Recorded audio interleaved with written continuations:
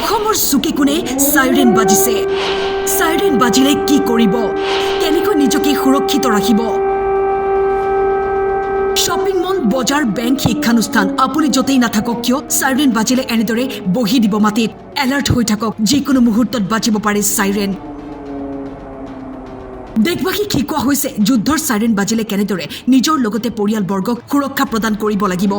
পৰিস্থিতি বৰ্তমান ভয়ংকৰ। বৰ্তমান আপুনি যদি এই দৃশ্যসমূহ চাই আছে তেন্তে ভালদৰে শিকি লওক, নিজৰ লগতে পৰিয়ালৰ আন সদস্যকো দেখুৱাওক। এয়া লখিমপুৰৰ দৃশ্য, এয়া গোলাঘাটৰ দৃশ্য, এয়া মংগলদৈৰ দৃশ্য। অসমৰ ভিন্ন স্থানত এনেদৰে মক ড্ৰিল কৰা হৈছে। ভালদৰে চাওক, সাইৰেন বাজিলে ব্লেকআউট হলে আমাৰ কৰণীয় কি আছে।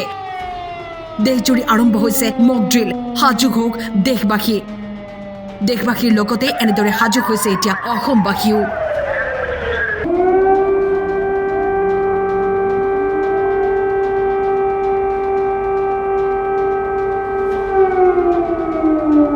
Bureau Report, Time 8.